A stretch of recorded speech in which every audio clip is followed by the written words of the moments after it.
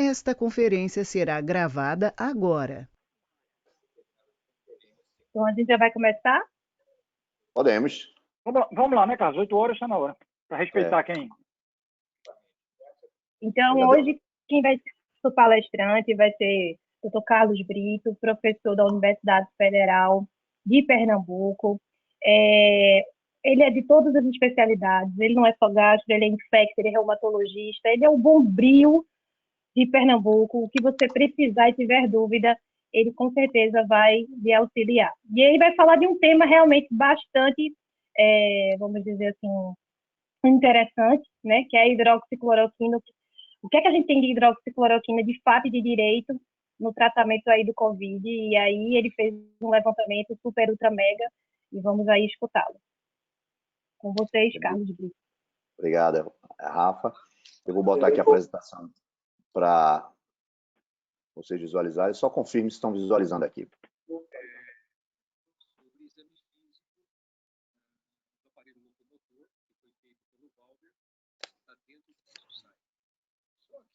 Ah, sim. Ok, né? Tudo certo, tudo certo. Podem. Beleza, então vamos lá. Só tirar aqui da frente aqui esses.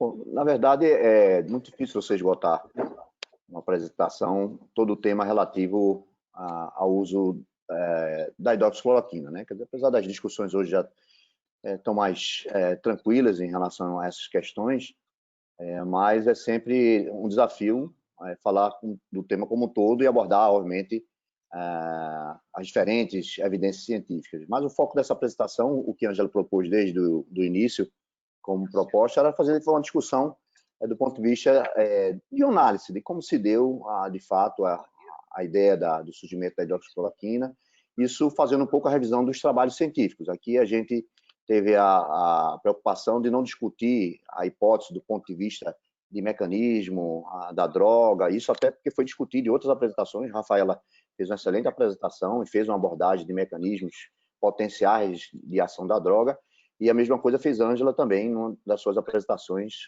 sobre fisiopatogênese. Então, aqui a gente vai se deter a fazer uma discussão mais geral da droga, e como a gente tem na plateia sempre a presença de estudantes, a gente vai discutir um pouquinho como tomar decisão baseada nas evidências científicas. A primeira pergunta que surge é por que uma análise crítica dos estudos? Claro, quando a gente vê uma publicação, a primeira coisa que a gente analisa é saber se aquele resultado daquele estudo eu posso aplicar na minha prática clínica, se o meu paciente vai se beneficiar desse resultado, desse estudo clínico, ou ainda, se os efeitos colaterais justificam a sua utilização pesando risco-benefício. E, obviamente, o que a gente vai falar aqui não só as publicações, a gente vai discutir um pouco isso, muitas vezes a gente tem feito a discussão em artigos que nem sequer ainda foram publicados, né? Então, chamado preprint ou pré-print, né? Brasileirando. Mas alguns aspectos precisam ser lembrados. É claro que nessa apresentação não é possível destacar todos esses tópicos, mas muito dessas avaliações do resultado dos estudos vai depender do tipo de estudo. Nem todo estudo vai responder a todas as perguntas, né? Alguns estudos são preparados para responder um tipo de pergunta, outros, uma outra utilizando outra metodologia para uma subsequente questão e assim sucessivamente. Claro que, além disso, também tem os níveis de evidências, né? Para tomada de decisão, existe diferentes níveis de evidências. Sempre tem em mente que, às vezes, o resultado de um estudo ele não define causalidade, né? Às vezes pode ser um resultado estatístico apenas, e o restante não define causalidade. Acho que teve alguma referência aí. Quer ver? Desculpe aqui. Bom, e a gente vai discutir um pouco isso, essa discussão de artigo publicado, pré-prova, ou pre-prove, pré-print, e a hidroxicloroquina, como tudo começou, como estamos, e algumas discussões em relação a princípios bioéticos e estudo de intervenção. O que é preciso cautela? É claro que, num momento como esse, há uma preocupação muito grande, né, com as vidas e a situação de guerra, como tem sido dito, uma situação emergencial. Então, às vezes, a gente busca alternativas para tentar trazer o benefício para o paciente, né? Esse a gente entende que é o objetivo de todos, sem exceção. Só deu aqui uma parada aqui no meu computador. Bom, mas eu gosto muito dessa figura, que é uma figura que eu utilizo às vezes em aula de medicina baseada em evidência, que a gente às vezes tem que olhar um pouquinho em profundidade. Porque, é claro, numa pandemia como essa, mais de 34 mil, vamos dizer assim, publicações, isso aí que a gente pode chamar de publicações, porque alguns não foram publicados de fato, mas é uma quantidade enorme. Então, já na prática clínica, a gente tem dificuldade. Muitas vezes a gente vê o título e vê a conclusão. E a partir da conclusão, a gente quer aplicar na nossa prática clínica. E é claro que em alguns momentos, e passo por diferentes esferas, eu preciso entrar um pouquinho, aprofundar esses artigos. Eu gosto muito dessa figura, porque às vezes se você não fica muito distante, você não aprofunda a discussão em alguns aspectos, você pode tirar conclusões erradas. Então, esse é um exemplo típico desse náufrago aí, que ele está aí, coitado, desesperado, e ele visualiza lá na frente, na visão dele, um barco que vai ajudar ele a sair dessa situação tão difícil. Então, olhando à distância, parece que a solução, o problema já está resolvido. Mas, às vezes, se a gente for olhar profundamente, pode ser que, de fato, a solução não tenha acontecido. Então, a visão seguinte é que, na verdade, do outro lado era um outro náufrago. Então, em vez de encontrar uma solução, se encontrou um problema. Na verdade, agora essa ilha vai ser compartilhada por 2 náufragos e aquilo que à distância parecia ser a solução, no fim tornou-se um problema. Então, medicina baseada em evidência tem muito essa discussão. É claro que no momento de alguma doença nova, a gente não consegue ter os níveis de evidência que a gente gostaria de ter, mas a gente pode, através dos primeiros relatos, das primeiras análises, dos primeiros resultados do caso, tirar alguma conclusão. Pode não ser a conclusão definitiva, aquilo que a gente chama de associação, chamados critérios de Rio, que a gente vai comentar depois, que pode definir com mais segurança e ajudar na tomada de decisão. Aqui, obviamente, eu não vou entrar em detalhe, é só para a gente relembrar um pouco essas questões. Lembrando que diferentes estudos epidemiológicos, né, a gente tem os estudos observacionais, aqueles descritivos, né, correlato de casos, série de casos, e tem aqueles analíticos, que sempre tem um grupo de comparação, o que a gente ouve muito falar é o caso controle, a coorte. E é importante, eu vou comentar depois, que cada estudo tem objetivos específicos, ele responde a questões específicas. E tem os estudos que alguns chamam de intervenção, outros chamam de experimental, e a gente sempre ouve falar muito do ensaio clínico, randomizado, que a gente vai comentar um pouquinho depois, que seria o top da pirâmide, principalmente no que diz respeito à utilização de medicamentos, de estudo e intervenção. E é claro que tem o experimental, que a gente às vezes confunde o termo, que é aquele in vitro, que a gente usa em células, em modelos animais, esse também é uma forma de analisar. De uma forma simplificada, a gente diz que a gente define estudo experimental, aquele estudo de intervenção, e o estudo observacional. Isso depende de como o pesquisador ele controla esses eventos. Então, se no estudo experimental há, de fato, uma intervenção, por isso que é chamado estudo de intervenção, do pesquisador, e ele pode fazer uma alocação aleatória desses grupos de comparação. Por exemplo, o paciente vai tomar a droga com placebo. Se ele for aleatório, é um estudo, um ensaio clínico randomizado. Se não for, ele é não randomizado. E ainda pode ser cego, duplo cego, triplo cego, existem várias metodologias diferentes. E os estudos observacionais. Os estudos observacionais, eu vou passar isso aqui, os estudos observacionais é aqueles que envolvem grupo de comparação. Se ele envolver de forma analítica, ele envolver um grupo de comparação, ele vai ser um estudo analítico, aí ele vai ser chamado caso controle, coorte, transversal, ou se não, se ele não tem grupo de comparação, ele é apenas um estudo descritivo, uma série de casos em que ele vai fazer análise de números e observar resultados. Mas o importante é que a avaliação crítica da literatura, né, porque nos importamos, é porque às vezes um trabalho mesmo publicado, e às vezes, e até em revistas de impacto, é preciso ter uma análise crítica. Primeiro, entender, e aqui eu destaquei, se o desenho do estudo ele foi apropriado para aquela questão da pesquisa. Por exemplo, os estudos observacionais, ele não é o padrão ouro para definir uma efetividade de um medicamento, de uma droga, por exemplo. Ou se no próprio estudo, apesar da pergunta, o estudo que você escolheu vai responder aquela pergunta, ele pode ter, na verdade, algumas falhas, um viés de seleção, falhas na metodologia.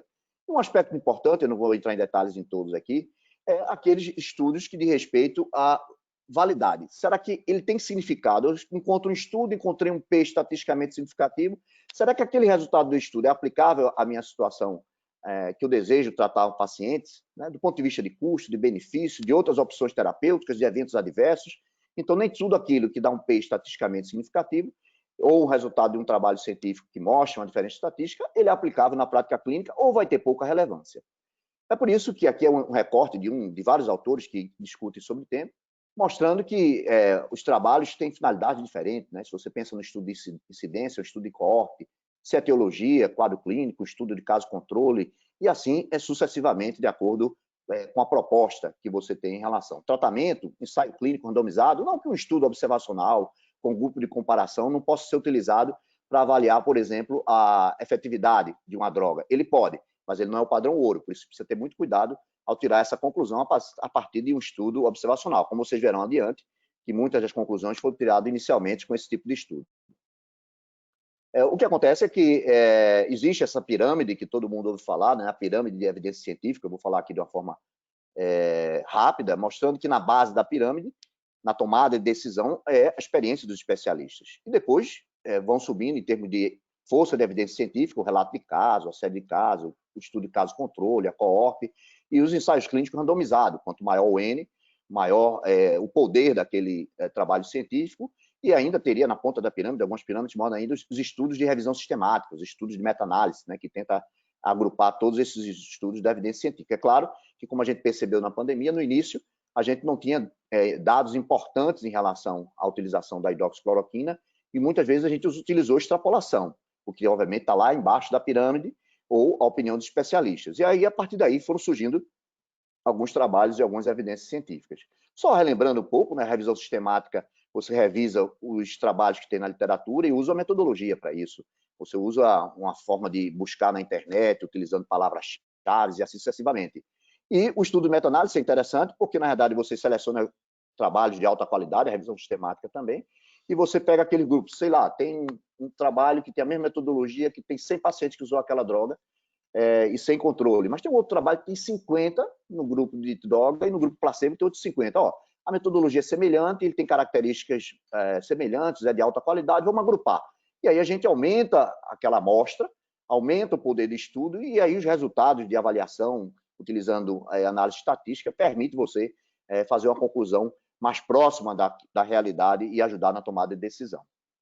E ainda existem várias classificações de grau de evidência que ainda dividem a evidência, né? Essa o GRADE, que divide os pacientes, a revisão sistemática, lá no topo de grau de recomendação, nível 1A.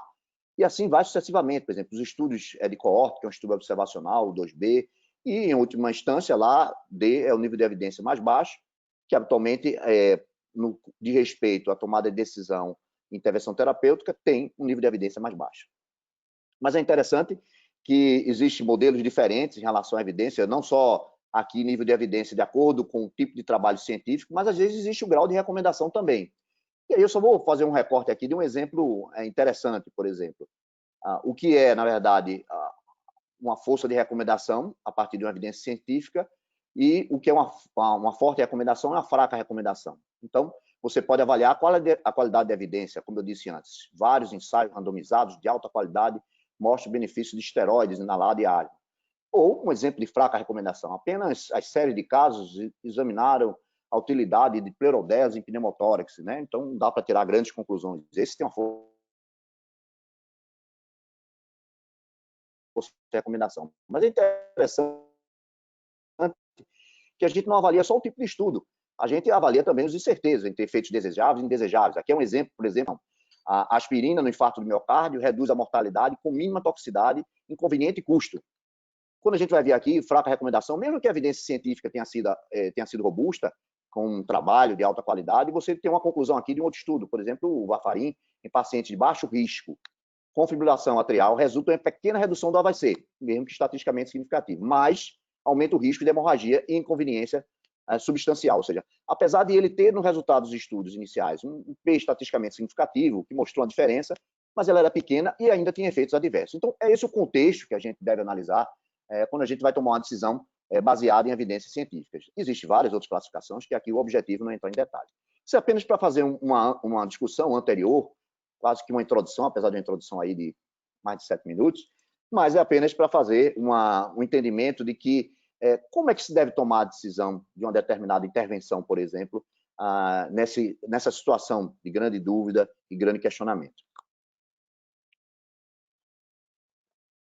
Então, um aspecto interessante é que a gente tem visto e é natural que isso aconteça, mas nos sites de especialidades profissionais de saúde, um verdadeiro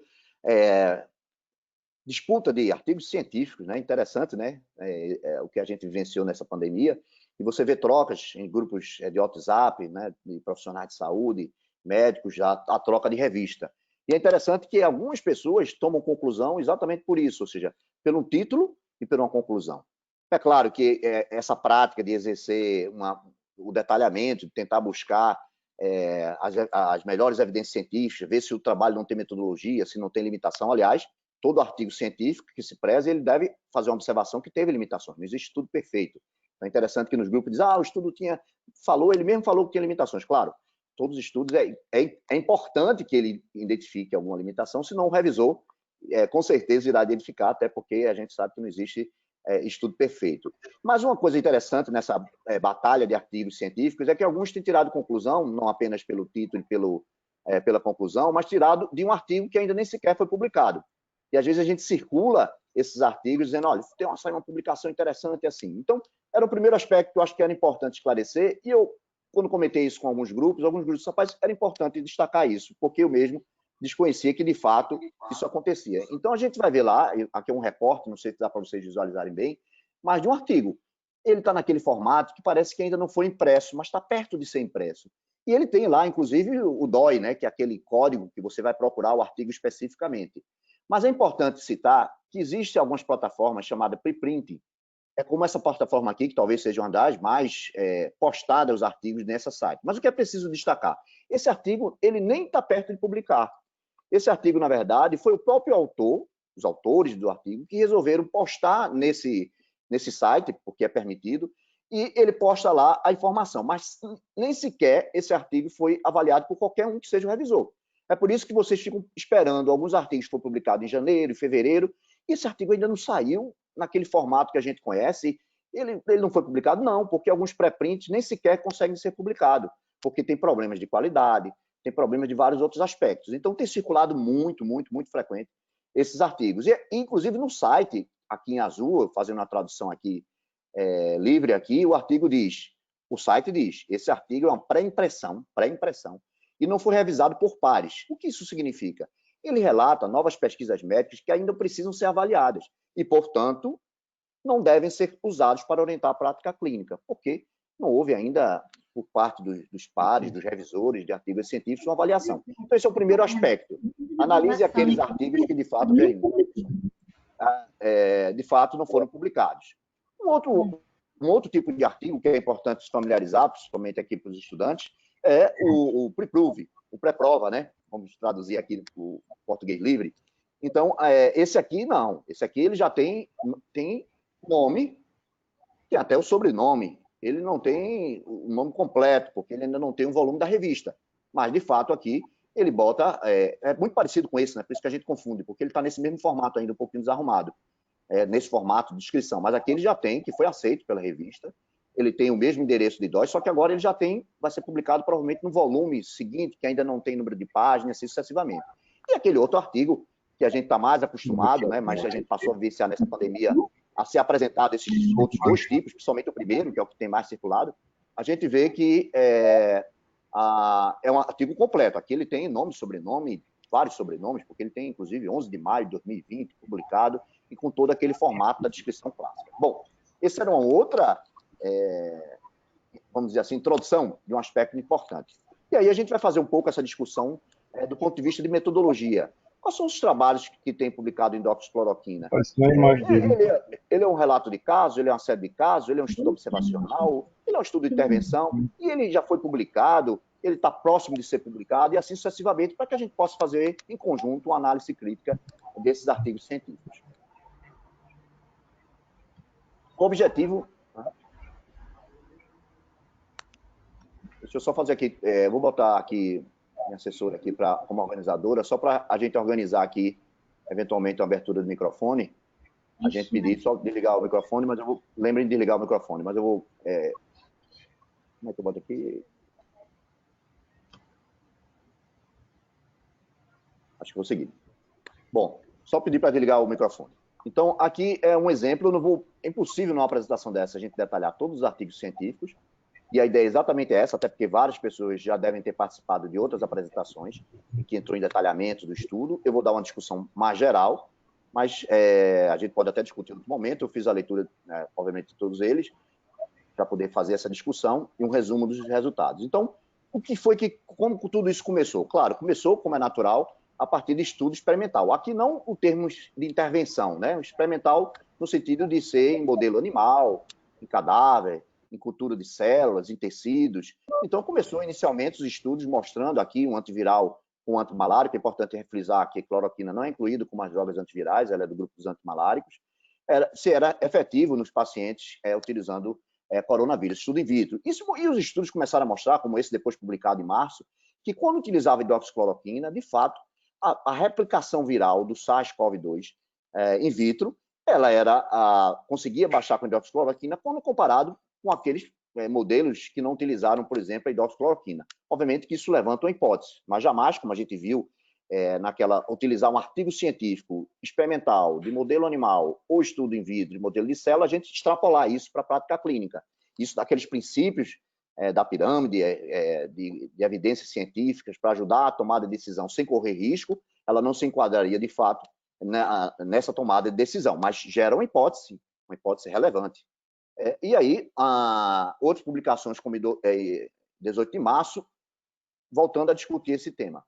Mas isso é curioso, e eu gosto muito de quando falo de doenças infecciosas e de outras situações clínicas, a gente olhar para trás, né, para saber se a experiência proposta para uma determinada terapêutica ela já foi utilizada anteriormente. Claro, se for uma nova molécula, ela não foi, obviamente, utilizada.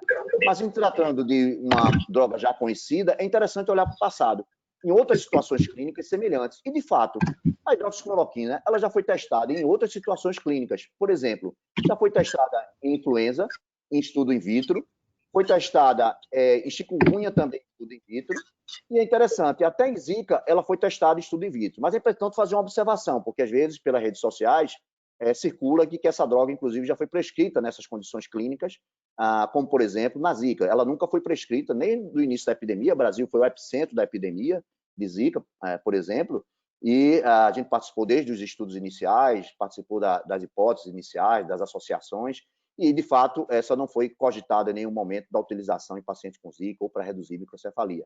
Então, às vezes, desmistificar algumas coisas que têm aparecido, de um modo geral, na mídia ou nas redes sociais.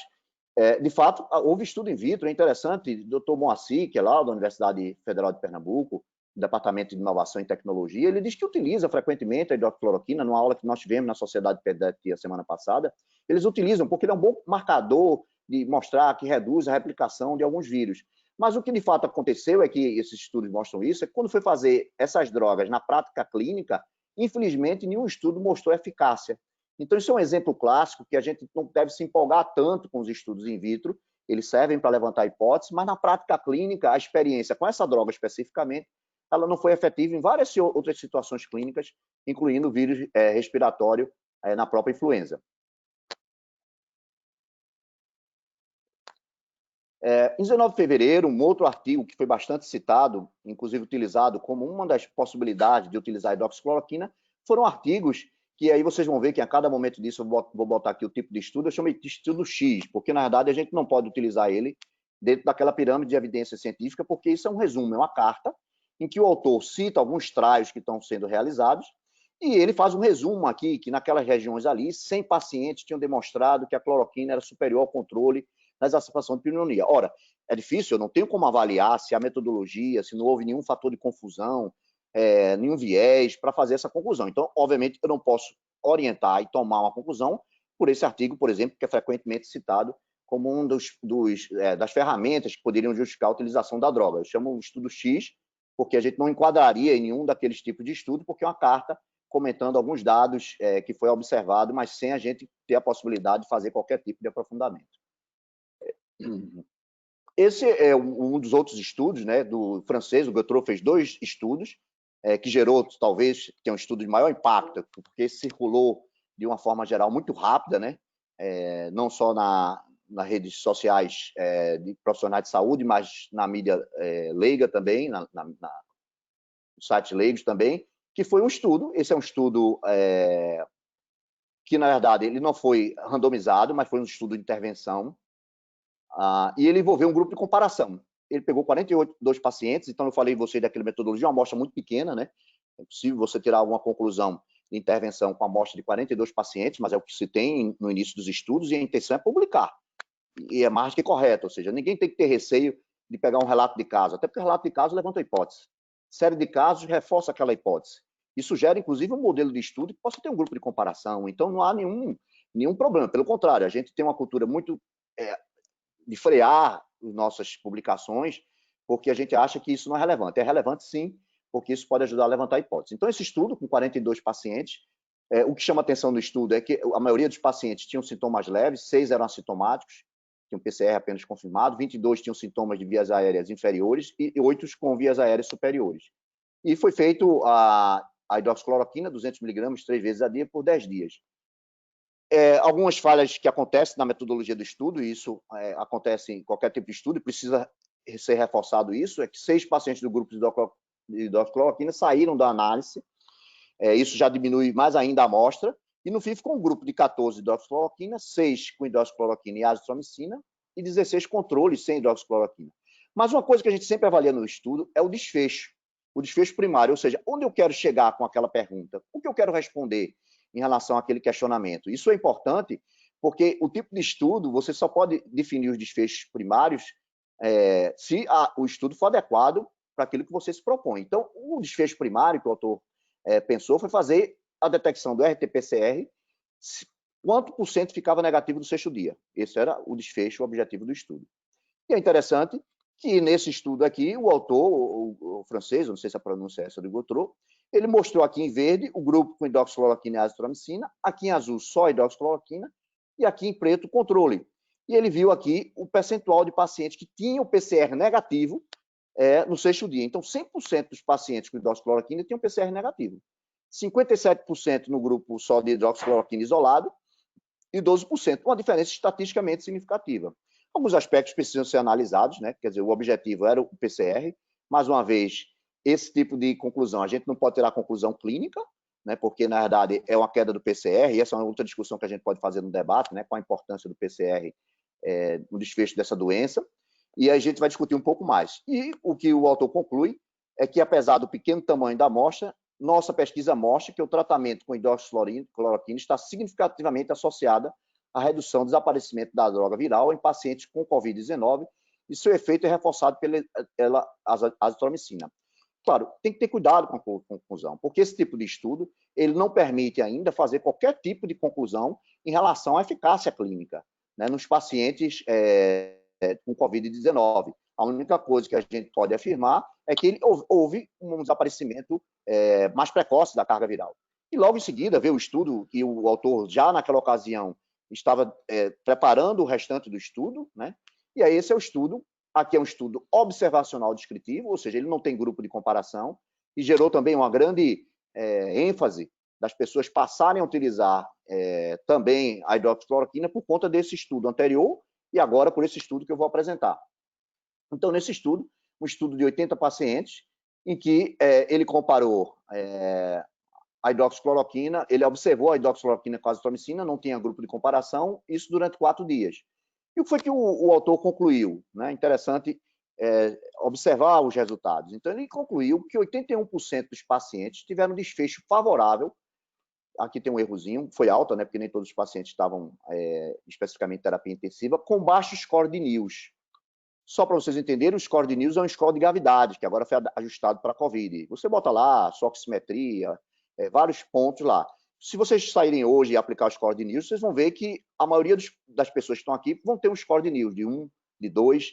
Então, o score de NILS baixo, você pode ter pequenas alterações, às vezes inespecíficas, mas você pode ter pacientes que já tiveram a forma leve de COVID e a maioria deles tem score de NILS baixo.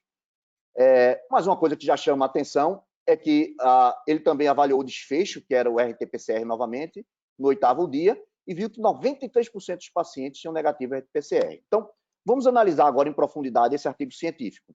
Então, o primeiro aspecto que chama a atenção, que a gente não pode fazer extrapolação, porque uma outra coisa de validade externa que a gente chama é, será que eu posso usar esse estudo para qualquer paciente? Um aspecto é que, quando a gente vai ver a faixa etária desses pacientes, e a gente está preocupado com a mortalidade acima de 65 anos, ou acima de 70, 80, que a mortalidade é altíssima, a gente tem uma primeira observação, que a maioria dos pacientes, eles se encontravam na faixa etária abaixo de 60 anos, quase que 30% dos pacientes entre 20 e 45, acima de 70, 80 anos, 6,3, e acima de 80, 6,3. Ora, é um grupo que tem uma faixa etária mais leve, que atualmente é uma doença que evolui com desfecho favorável. Quando a gente vai ver a comorbidade, que é uma outra preocupação, né? A gente fala em diabetes, hipertensão arterial como fator de risco, é claro que teria que ter critérios de Charlson para ver intensidade e gravidade, não hipertensos que tomam diurético ou um captopril, que deve, de fato, ser um fator de risco, pelo menos é uma hipótese que a gente está fazendo no estudo de coorte prospectivo que a gente está participando. Então, a gente vê que só 16% dos pacientes tinham hipertensão e 11% diabetes. Ora, também nesse estudo, esse grupo não era um grupo relevante do ponto de vista de fator de risco. E quando a gente vai ver os sintomas que eu já comentei, a maioria dos pacientes tinham sintomas leves. E mais importante saber se o sintoma era leve, é principalmente utilizando o score de News. É interessante que em azul é o score de News na admissão. Então, o score pode ser baixo, de 0 a 4, médio, 5 a 6, e maior que 7, uma doença grave, a doença leve é baixo. Então, já na admissão, 92% desses pacientes tinham uma doença leve. Então, surge a primeira interrogação, será se a doença leve, qual é a história natural da doença leve? É que 80% dos pacientes vão evoluir com desfecho favorável. Então, a gente começa a ver coincidência dos números. Será que isso foi pela intervenção da droga ou se era evolução natural? Então, esse estudo observacional descritivo não me permite fazer conclusão em relação à efetividade, de fato, da droga. E quando a gente vai ver o score no momento da alta, a gente vê que foram muito parecidos, ou seja, ele entrou muito parecido com o momento da saída. E aí que a gente tem a preocupação de uma análise científica, acadêmica, claro, na análise do resultado. Quando a gente vai ver o resultado desse artigo, ele é bastante enfático, né? Então, a gente vê o título e a gente vê a conclusão. Acreditamos que é urgente avaliar a eficácia dessa estratégia terapêutica, potencialmente salva vidas, em uma escala maior. Ora, é difícil a gente, de fato, assumir uma afirmativa com uma droga salva-vidas a partir desse modelo de estudo, né? Então, para tratar e curar pacientes em um estágio inicial, antes que complicações respiratórias graves e irreversíveis ocorram, e para diminuir a duração dos portadores e evitar a propagação da doença. Além disso, o custo do tratamento é significante. Então, a conclusão e o tipo de estudo, fazendo aquela análise acadêmica, não permite tirar uma conclusão ou utilizá-lo como uma evidência científica de que a droga é eficaz. O que talvez a gente poderia, fazendo uma reanálise do ponto de vista de revisão, né, botando revisores independentes para fazer a avaliação, é que a análise clínica, o resultado é similar aos pacientes com doença leve, não tratado com drogas específicas, não tem grupo de comparação para que eu possa tirar essa conclusão. Então, não é possível saber se o desfecho nesse grupo de paciente ocorreu pelo uso da droga ou teria tido a mesma evolução sem ela.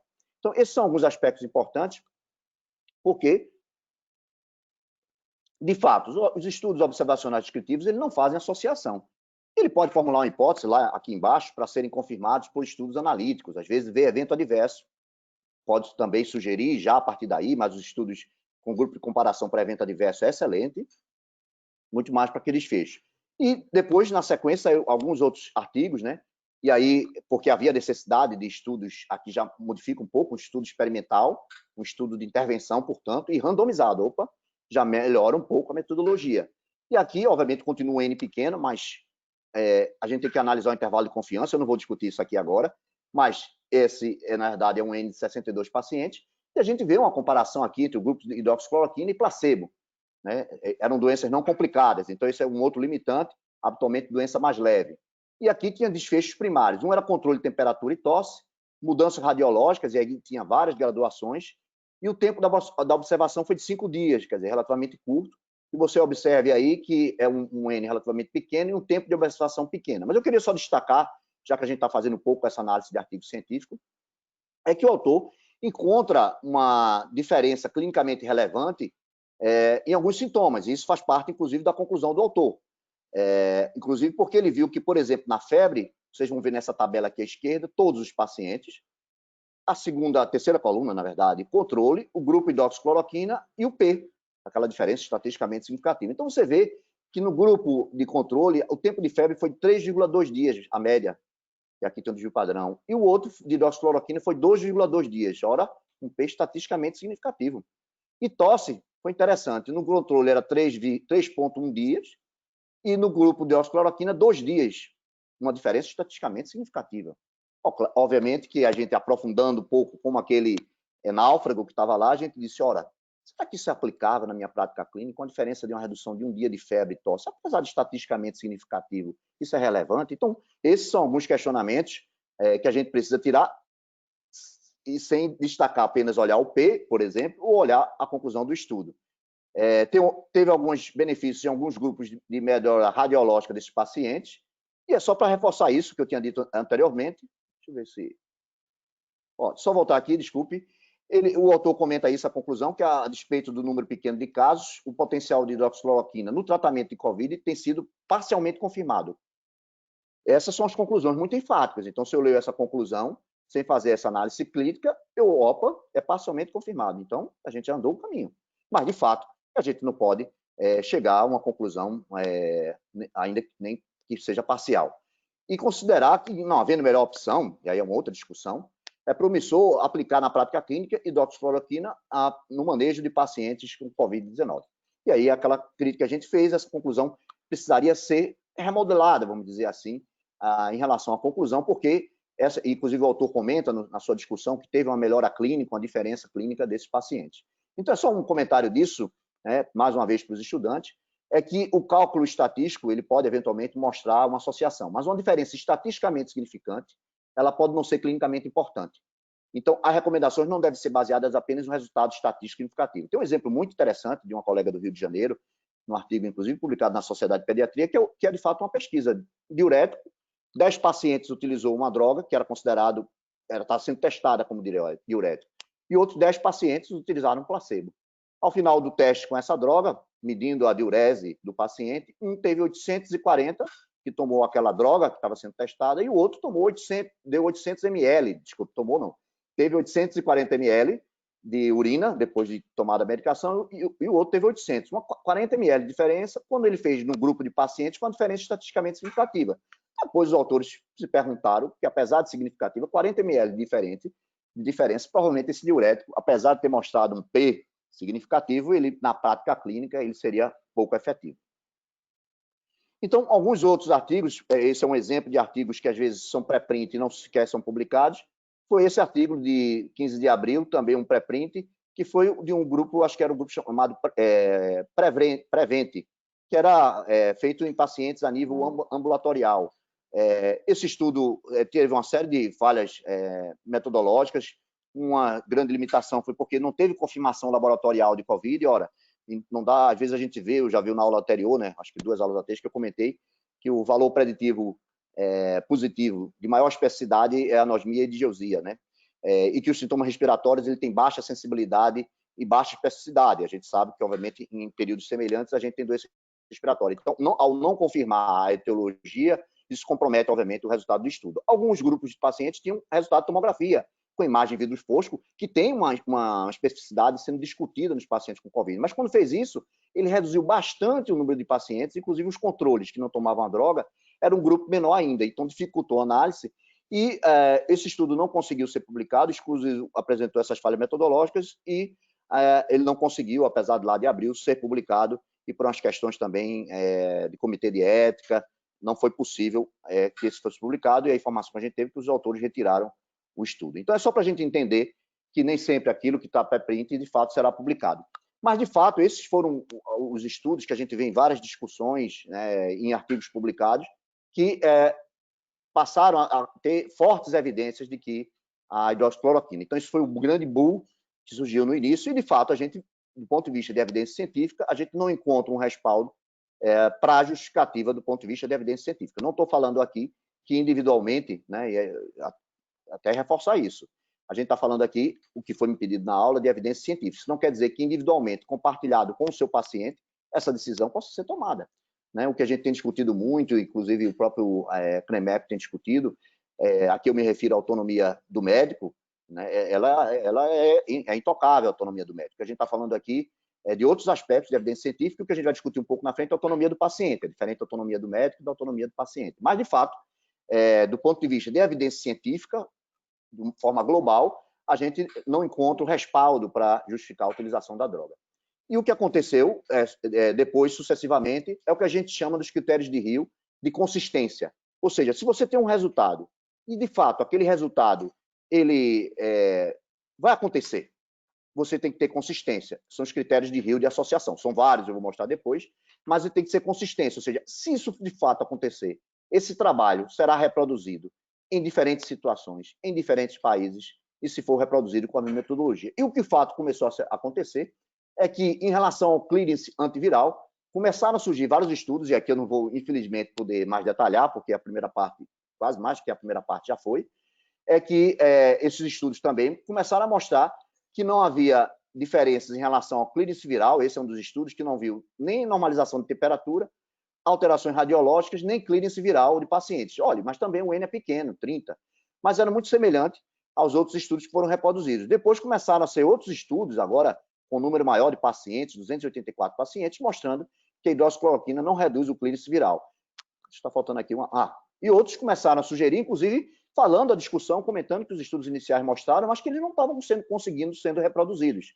Então, isso é o que a gente chama que não começou a perceber que não havia consistência em alguns dos argumentos que foram utilizados inicialmente para o tratamento, ainda que experimental, modelo animal ou in vitro, eles não começaram a não serem repetidos. É o que a gente chama dos critérios de causalidade, para a gente dizer que, de fato, aquilo acontece, que aquela droga é efetiva, que existe uma causalidade, ou de uma causa, ou de uma doença, uma associação. A gente tem que ter vários desses fatores. E um deles que é extremamente importante é a consistência. Eu só destaquei esse especificamente, porque é que diversos estudos mostram resultados semelhantes. Associação, estou lendo o que o autor disse, também é mostrado em vários locais, pessoas e tempos, ou seja, é possível reproduzir várias vezes o estudo, obtendo resultados semelhantes. E aí começou claramente a observar que, em relação ao clearance viral, isso passou a ser efetivo. Várias outras publicações foram destacadas. Esse foi um resumo que um grupo, inclusive do PREMEP, se reuniu para fazer uma discussão dos artigos científicos, uma atividade científica também. E aí começou a aparecer estudos também discutindo aqui clearance viral, mas também a parte clínica, que aí já era um estudo multicêntrico, um trial randomizado controlado, agora já para testar, inclusive, o clearance viral, ou seja, aumenta o poder, inclusive a amostra do estudo começa a aumentar com o grupo de comemoração. Então, ele foi preparado para responder algumas dessas questões, e o autor conclui a mesma coisa, que o resultado da hidroxicloroquina não resultou em maior conversão negativa do vírus. Ou seja, aqueles 80% dos estudos iniciais descritivos, era esperado mesmo se o paciente não estivesse utilizando a drogas. Então, esse é o tipo de estudo que você consegue fazer a comparação, diferente do estudo inicial de Gautreaux, que era só um estudo observacional. E aí você não sabe se é efeito da droga mesmo, ou se um paciente que não tivesse tomado aquela droga, ele ia funcionar. Então, os eventos adversos foram maiores. Uma coisa importante é que, em relação ao padrão clínico também, não houve diferença nas doenças leve a moderada, que não eram pacientes graves. E os eventos adversos foram maiores nos receptores de hidroxicloroquina do que nos não receptores, 30% versus 9%. E depois, outros estudos, aqui é uma revisão sistemática, e aí aquela lá de cima da pirâmide, mas uma curiosidade. Uma revisão sistemática, porque só tinha 3 artigos de qualidade. Então, você vê que não dá para incluir numa revisão sistemática, se você for usar critérios de alta qualidade, incluir todos os artigos, todos os preprints, porque os preprints podem nem sequer ser considerados em alguns momentos. Não estou dizendo todos, até porque isso é uma plataforma que sempre foi utilizada. Eu quero dizer a vocês que tem alguns artigos de alta qualidade que são colocados no pré-print, porque algumas revistas associam pré-print àquela revista e depois eles podem facilitar a ida dele. Mas o que aconteceu foi um bombardeio de artigos, né? 34 mil artigos, se você entrar lá sobre Covid, no curto espaço de tempo. É por isso que algumas revistas terminou retirando, inclusive revistas conceituadas, porque se identificou falha metodológica. Isso é o bom da ciência. Então, esse artigo que foi publicado no Lancet, por exemplo, os editores reconheceram, pediram desculpa. Então, esse é o bom da medicina baseada em evidência, porque mais cedo ou mais tarde, aquilo que não é de fato efetivo e funcione para o seu paciente, ele naturalmente, a consistência do ponto de vista de critérios de Rio, ele vai se perder. Mas é interessante isso, porque é uma revisão sistemática de 3 artigos, e o autor faz a mesma conclusão, que nenhum benefício no clearance viral, mas um aumento significativo na mortalidade foi observado com hidroxicloroquina em comparação ao controle em pacientes com Covid. E aí começam a surgir outras questões. Então, aqui a gente passa de uma etapa que é da efetividade, ou talvez da não efetividade, mas começa a entrar um outro fator, que são os efeitos adversos. Então, na tomada de decisão de uma droga, a gente sempre pesa risco-benefício. A gente pesa a efetividade, mas a gente deve pesar de forma tão relevante, ou talvez mais importante, de fato, a presença de eventos adversos. E aí começou a discussão de várias questões de risco. Eu vou correr um pouquinho, já corro um bocado, mas vou correr um pouquinho para a gente deixar para a parte de discussão, em que começou alguns estudos observacionais de coorte retrospectiva, né? Aqui já artigos publicados, e o mês de maio foi muito rico nessa quantidade de artigos que começaram a ser publicados, em que os autores, após várias análises no estudo de coorte, ele observou que os pacientes que recebiam hidroxicloroquina para o tratamento de pneumonia associada à COVID apresentavam alto risco de prolongamento do intervalo QT, e esse era o desfecho proposto pelo artigo, vejam lá pelo título. Eles tinham a intenção de avaliar exatamente isso, e mostrou que o tratamento com azitromicina foi associado a mais alterações no intervalo QT no eletrocardiograma. E ele sugere que os médicos devem avaliar cuidadosamente os riscos e benefícios de se considerar a associação das duas drogas com monitoramento cuidadoso do intervalo QT e o uso concomitante de medicamentos. Depois surgiu esse outro artigo, que aí já começa a melhorar o nível de evidência e o N, a amostra desse paciente, é uma corte retrospectiva, aqui já é um estudo multicêntrico, já envolvendo 1.438 pacientes, que compara hidrox mais azitromicina, hidrox isolada, azitromicina e nenhuma droga. E algumas coisas chamou atenção nessa primeira análise, não análise multifatorial, que havia uma diferença significativa, uma maior mortes no grupo que utilizava hidroxicloroquina, 25%, quando comparado com nenhuma droga, 12%. E observou que, em relação aos efeitos adversos, e é interessante porque o estudo observacional com grupo de comparação, por exemplo, uma das coisas boas dele é ver eventos adversos, diferente do que a gente imaginava, né? Que esses estudos são excelentes para avaliar a efetividade. Não que eles não prestem para avaliar a efetividade, mas para a efetividade, como eu falei, são aqueles trials randomizados e controlados. Então, a gente vê que, de fato, alguns eventos adversos, como diarreia, né, que a gente às vezes atribui ao COVID, mas pode estar relacionado à droga. Inclusive, muitos dos pacientes desenvolvem diarreia durante o internamento, que pode ser várias drogas, antivirais, antimaláricos, né, aqui mostrou uma frequência maior. E uma coisa que chamou a atenção foi parada cardíaca. E o autor conclui no final que a falta de benefícios foi observada. Primeiro, ele tentou avaliar desfecho, se havia melhora clínica. Então, houve a falta de benefício, foi observada da hidroxicloroquina associada à mortalidade hospitalar, não teve benefício. Após ajuste para a doença pré-existente e gravidade da doença, ele faz o ajuste. E a parada cardíaca foi mais frequente nos pacientes que receberam hidroxicloroquina com azitromicina, em comparação com os pacientes que não receberam nenhum medicamento, mesmo após aquele ajuste de fatores de confusão e de outras variáveis.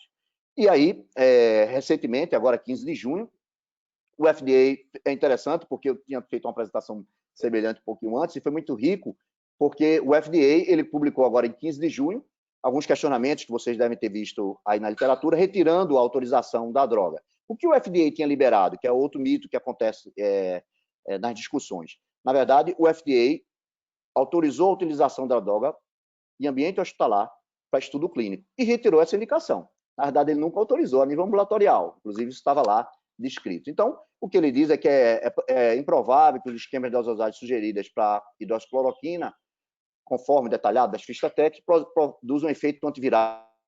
O que a gente tinha visto, isso de certa forma, exceto em algumas situações, como a própria na malária. Lembrando que é uma outra confusão que fazem, né? Às vezes o pessoal faz uma extrapolação. Então, é muito comum dizer que essa droga foi muito utilizada e por isso não tem tantos efeitos adversos nos pacientes com doença reumatológica. Foi utilizado no paciente com chikungunya. Lembrando que chikungunya não foi feito como antiviral. Chikungunya foi prescrito depois de 3 meses. A gente organiza, claro, com um grupo grande, mas eu coordeno o protocolo de chikungunya do Ministério da Saúde. A gente está fazendo até uma atualização agora. A doutora Cláudia, que deve estar aí nos vendo, a doutora Ângela Duarte, a doutora Linda, eu não vou dizer nome não, senão a gente perde e várias pessoas da sociedade, a nível nacional, da Sociedade de Infectologia, participaram desse protocolo, e ele é indicado após 3 meses, na fase sincrônica, para diminuir a dor articular, mas não na fase aguda, porque os estudos já mostraram, e a gente discutiu isso, até no protocolo coordenado por Cláudia aqui da Sociedade Brasileira de Reumatologia, que aqueles estudos de tentar diminuir a replicação viral não foram efetivos. E uma outra questão é em relação a efeitos adversos. Olha, gente, efeito adverso, ele, na verdade, ele não é unifatorial. Então, a gente não pode fazer uma extrapolação que os pacientes com chikungunya não tinham tantos efeitos adversos, ou o paciente da reumatologia. É uma condição ideal no paciente diferente do COVID. O COVID é uma situação multifatorial. Um paciente está com infecção aguda, uma infecção aguda grave. É um paciente que, comprovadamente, ele tem um tropismo, vamos dizer assim, uma resposta inflamatória sobre o pulmão e o coração. E você associa drogas que são arritmogênicas, como a azitromicina. Então, na verdade, você está atribuindo 4 fatores diferentes para justificar que uma droga que é arritmogênica, nessa situação, ela pode aumentar bastante o risco. E o outro aspecto, em vez de ser grupo chikungunya, estou dizendo que é pouco, não. Grupo da reumatologia são milhões de prescrições, né? Alguns manchetes iniciais, 6 milhões de doses. Então, você está ampliando os efeitos adversos para todo. Então, fazer uma extrapolação, aí eu estou falando de medicina baseada em evidência, de uma situação clínica, completamente diferente e atribuir a mesma situação anterior, um evento adverso, e querer extrapolar para uma outra situação clínica, isso é chamada, não posso nem chamar, porque isso, na verdade, é uma opinião dos especialistas, mas não pode, isso é validade externa, não posso nem, não foi nem feito um trabalho, não posso nem aplicar isso no paciente com essa situação. Então, são algumas coisas interessantes da análise que as pessoas fazem, e é claro, as pessoas fazem na melhor das intenções, ou seja, é a percepção de fato, a gente está numa situação de grande preocupação, de grande temor, então a gente tende naturalmente a minimizar as coisas, e isso acontece, e o que a gente está dizendo é que a medicina é mutável, certo?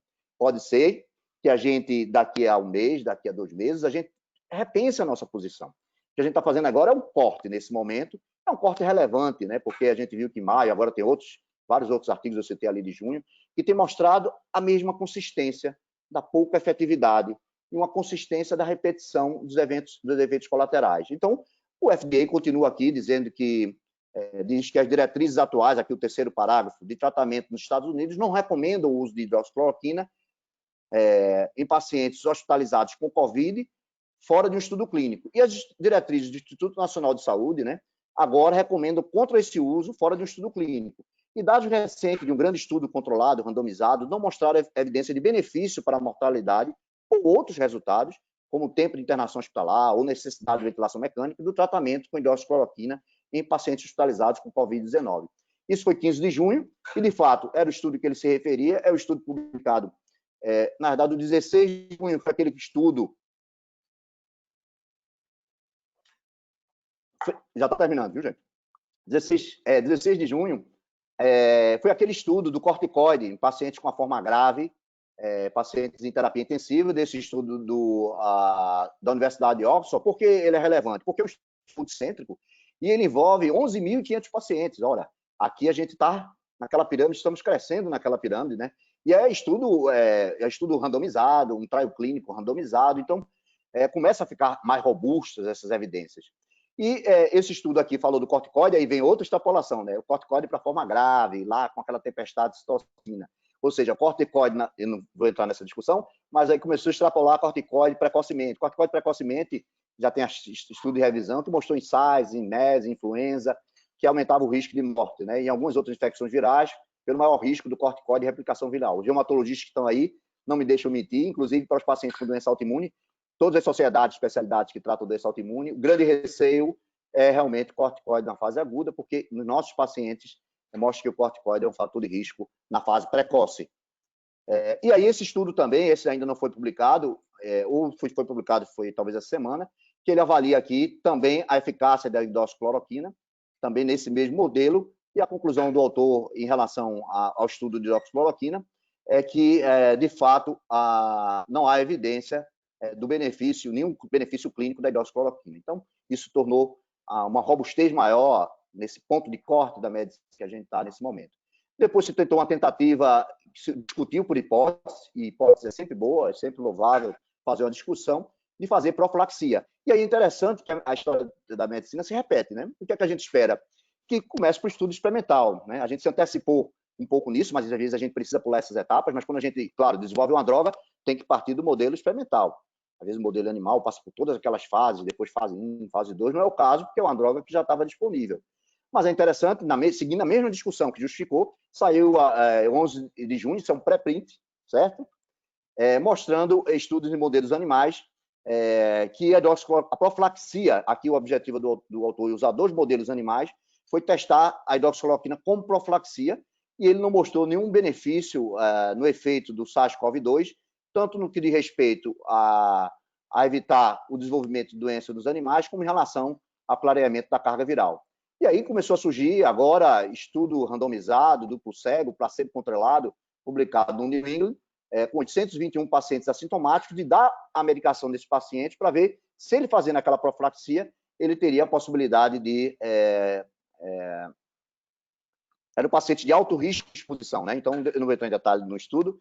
E aí ele avaliou um grupo de 414 pacientes com hidroxicloroquina e placebo, e o que ele observou ao final é que não houve diferença, né? Pacientes que tiveram confirmado no grupo de hidroxicloroquina 49, 58 no placebo. O autor conclui que a profilaxia não foi efetivo para evitar a contaminação, mesmo em pacientes com exposição de alto risco. E agora, 17 de junho, uma posição, isso foi um artigo de uma revisão sistemática, em que os autores avaliam, inclusive, a questão da profilaxia, em vários tópicos, e, obviamente, o autor conclui que não tem evidência que justifique, e ele não recomenda o uso da oxicloroquina isolado ou em combinação com a azitromicina como profilaxia. Aqui, só para finalizar, é aquele relato de caso que eu já comentei com vocês, um relato de caso que a gente publicou na Sociedade Americana de Medicina Tropical, e aqui eu quis destacar ele, porque outros eventos colaterais a gente pode começar a perceber.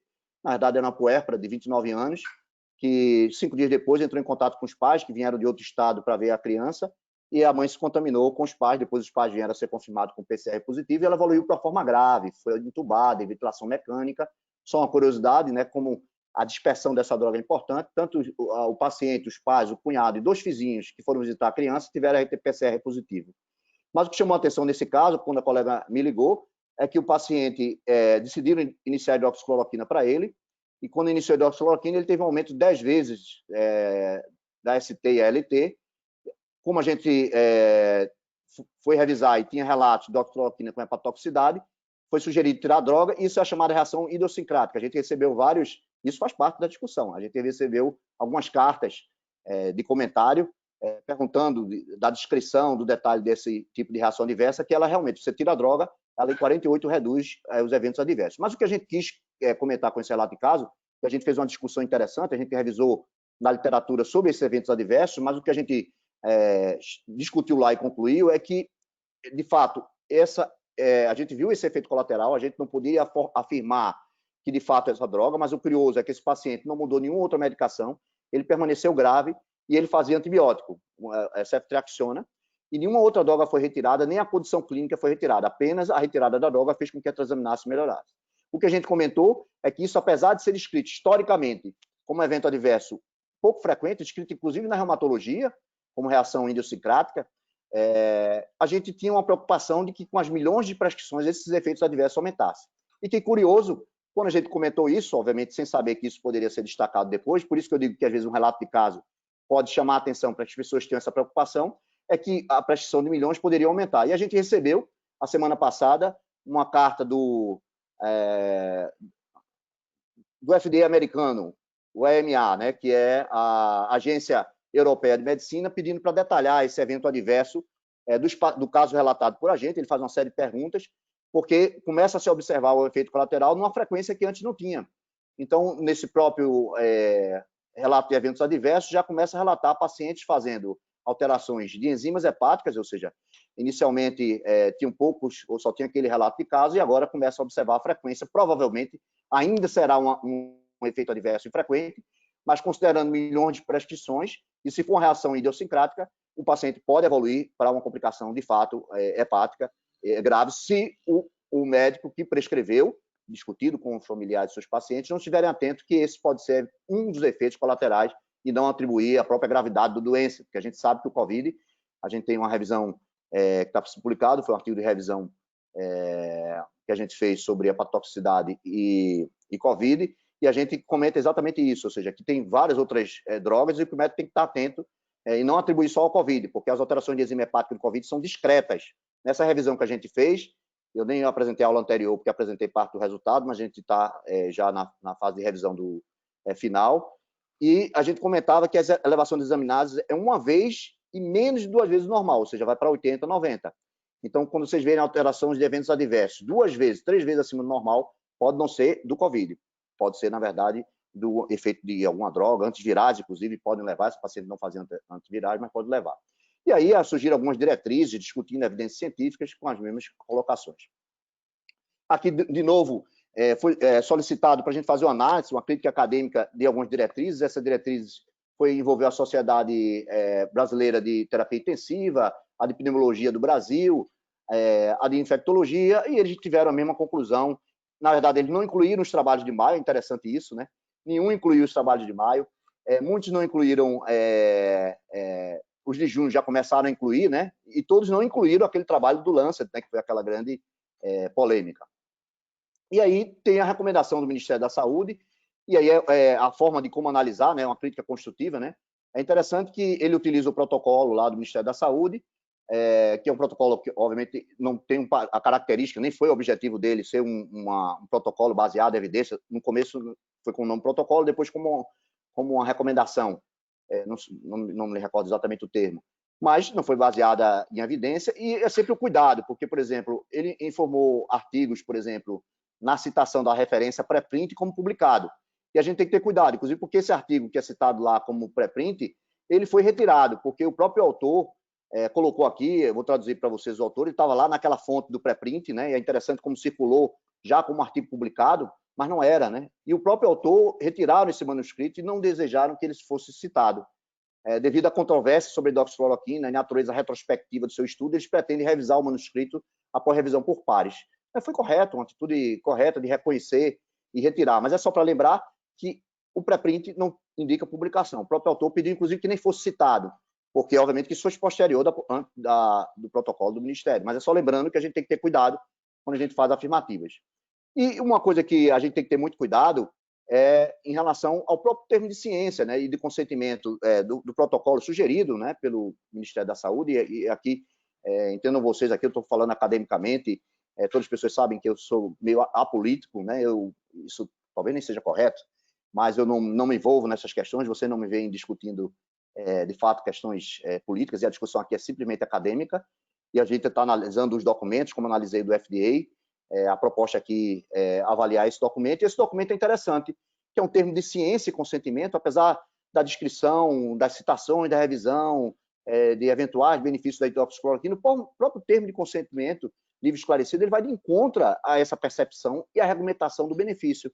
Então, se a gente lê aqui, no final, né, ele faz um comentário aqui daquele processo de extrapolação, que a cloroquina e a hidroxicloroquina são medicamentos disponíveis há muitos anos para prevenção e tratamento da malária, e também de algumas doenças reumáticas, como o lúpus, ou seja, essa extrapolação, né, a gente transposição, vamos dizer assim, e fala aqui, investigadores chineses demonstraram a capacidade dessas drogas de inibir a replicação viral e assim sucessivamente.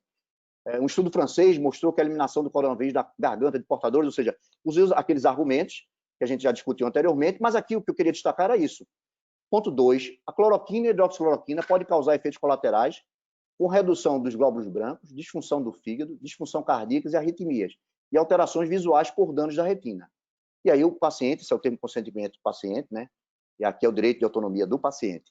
Compreendi, portanto, que não existe garantia de resultados positivos para a COVID. Não há efetividade. E que o medicamento proposto pode ter, inclusive, apresenta efeitos colaterais. Estou ciente que o tratamento com hidroxicloroquina associado à azitromicina pode causar efeitos colaterais descritos acima e outros menos graves ou menos frequentes, os quais podem levar à disfunção de órgãos, ao prolongamento da internação, à incapacidade temporária ou permanente e até o óbito. Então, fica do ponto de vista de medicina baseada em evidência, um paradoxo do ponto de vista de sugerir, obviamente, dentro de condições de uma pesquisa, de um protocolo, ou decisão compartilhada, isso que é importante. Se é compartilhada com o paciente, isso é o direito de autonomia do paciente e do médico. O termo ajuda bastante nisso, porque, obviamente, o termo nem sempre ele é obrigatório, isso é prescrições sugerida como prescrições públicas, mas ele não é obrigatório. Portanto, é importante que o médico, ao reforçar a informação para o paciente, para dar o direito, o que é o direito de autonomia, ele tem que ser informado ao máximo para que aquela decisão dele não seja influenciada por nenhum outro aspecto que difira do que é a realidade. Então, ao se dizer, o ideal é que diga isso, a droga não tem efetividade. Né? Porque se eu faço o contrário, e esse termo colocou bem isso, não, a droga é efetiva, tem poucos efeitos colaterais, eu comprometo o direito da autonomia do paciente, porque a decisão dele de tomar ou não o medicamento pode ficar turva em relação à informação. Mas esse termo de consentimento, ele foi muito oportuno, porque ele deixa claramente que essa é o que se deve ser lido no todo do seu paciente, e reforça um pouco isso que a gente vem discutindo, ou seja, reforçando as evidências de que ela é pouco efetiva e que, na verdade, tem efeitos colaterais graves. Então, chamando a atenção para esses dados. E é claro que a gente tem que se preocupar, e haver somente uma discussão, pelas questões de princípios bioéticos. E quando a gente for tomar essa decisão, esse é um dos princípios, né? Eu falei do princípio da autonomia do paciente, obviamente tem um princípio da justiça, e o princípio da beneficência, né? Que a gente lembrar, eu gosto de terminar muito com essa frase, quando a gente vai falar de medicina baseada em evidência, e quando a gente vai falar também em estudos de intervenção, que é o princípio da beneficência. Eu vou ler para vocês, a gente está encerrando. Ela leva em considerações que maximizar o bem do outro supõe reduzir o mal. Em se tratando da bioética médica, esse princípio estabelece que o profissional de saúde deve comprometer-se a avaliar os riscos e os benefícios potenciais, sejam individuais ou coletivos, e sempre perseguir o máximo de benefícios, reduzindo ao mínimo os possíveis danos e riscos. O princípio da beneficência engloba um outro princípio, indissociável àquele, a não maleficência, isto é, a obrigação de não causar danos. Então, essa é uma decisão importante que a gente tem que tomar, ou seja, tem que pesar.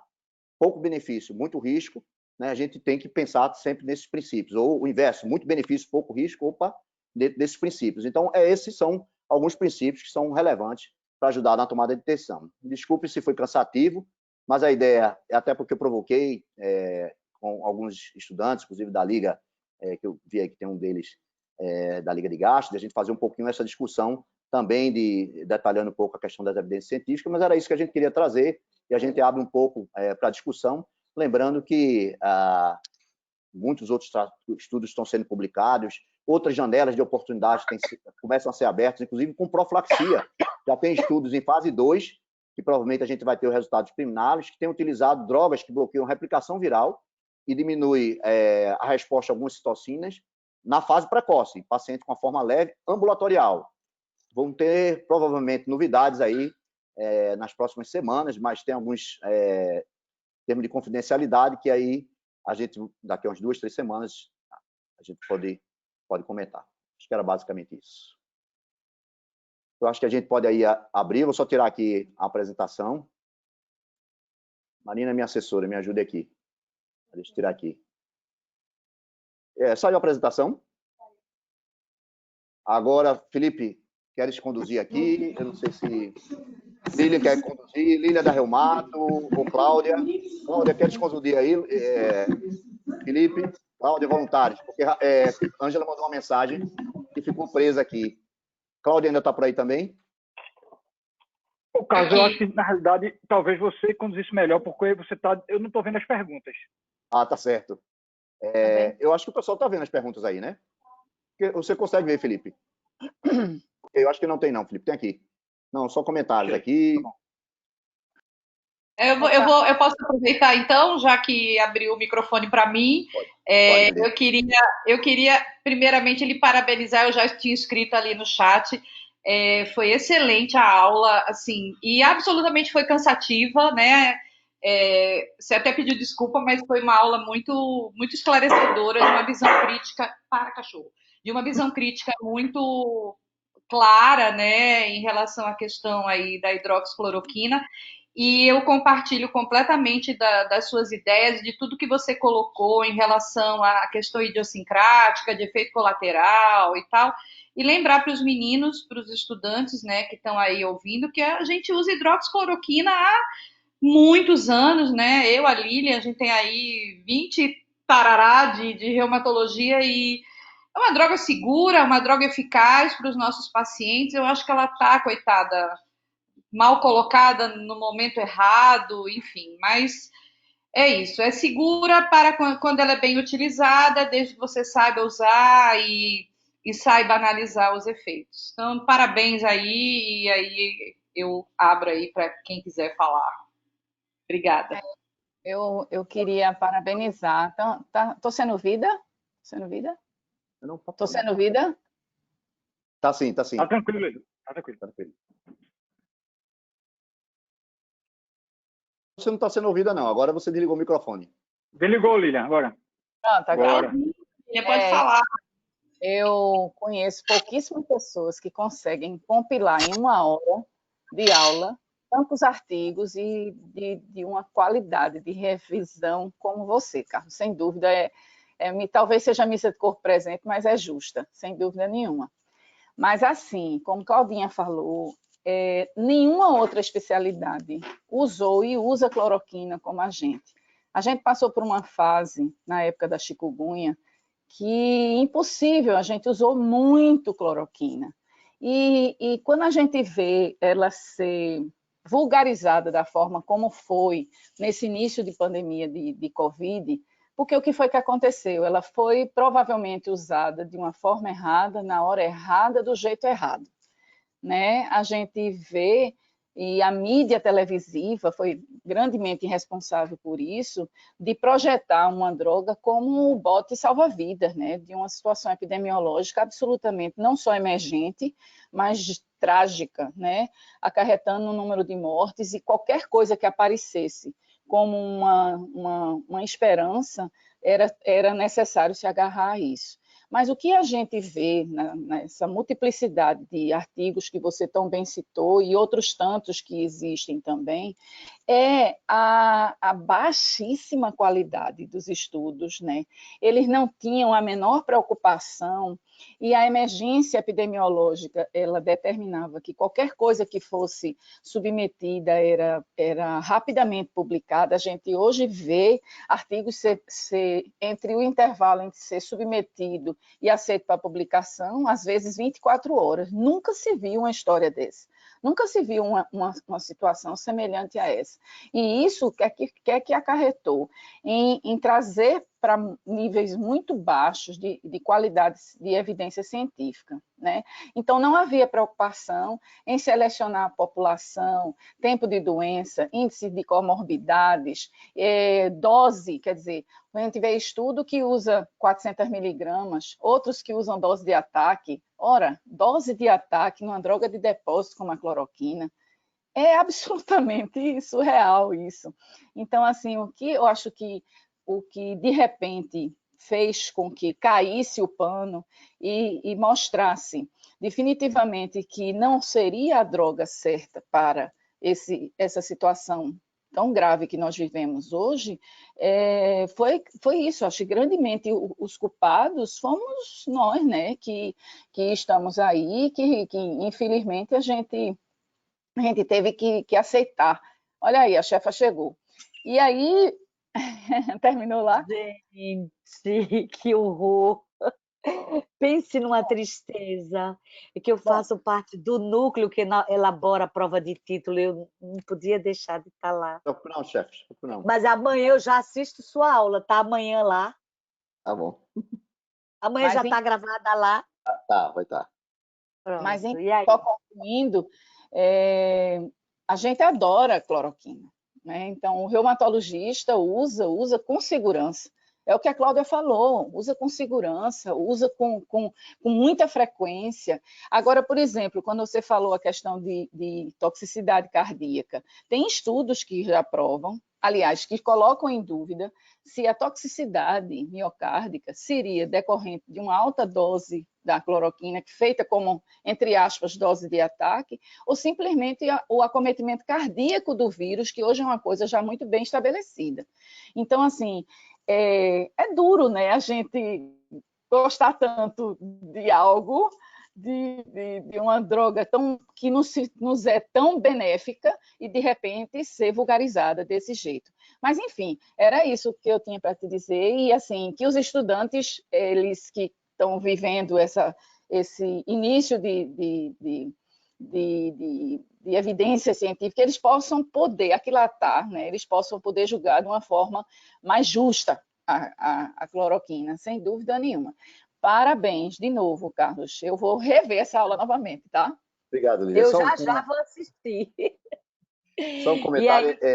Eu acho que, de fato, tem, Marina disse que tem algumas outras perguntas, mas só respondendo a sua questão, eu acho que tem trabalhos, ainda tem outros trabalhos que geram dúvida em relação à toxicidade, mas tem alguns trabalhos bem feitos, claro, eu não pude detalhar aqui, mostrando que sim, ou seja, tem algumas evidências, concordo com você, algumas mostrando que não tem toxicidade, depende do tipo de paciente que você está analisando, se é o paciente tem fator de risco, e provavelmente é maior de risco aqueles que se mostrou em estudo hospitalar, porque ele usa mais drogas, mas você lembre que a gente não sabe quais são os 20 pacientes que vão evoluir para a forma grave. Quais são os 20 pacientes que eu vou associar duas drogas, que são ritmogênicas, que vai ter uma inflamação do coração, que é um fator de predisposição, né? Então, não é desprezível, 20% não é UTI, 20% vai ter a forma grave. Então, na verdade, quando eu adiciono qualquer risco, é provável que isso tenha aumentado. E existe um outro, eu concordo com você, é provável, já está comprovado, que o vírus leva a toxicidade. Mas também a gente esquece, se a gente prescreve sem as recomendações, e isso não é o que a gente está falando das pessoas que têm a vivência, quem prescreveu, discutiu com o seu paciente, está acordado, né, e ele vai fazer a prescrição, ele vai monitorar, vai fazer eletro, vai ficar atento aos pacientes. É uma condição diferente. e que vai estar atento. Mas algumas pessoas podem não ter vivência, por exemplo, o mesmo evento adverso do Covid, que é só não a forma grave, ter doença cardíaca, é o mesmo da droga. Então, se eu não tenho vivência, a minha pergunta é, eu dou a droga, eu não faço os critérios de segmento, ele piora e agrava.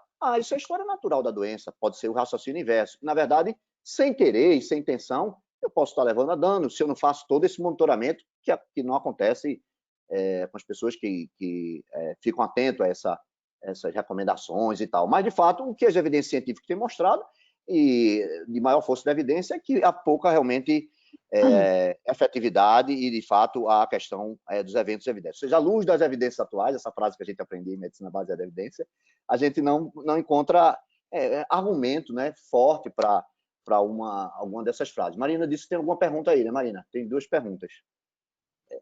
Tem...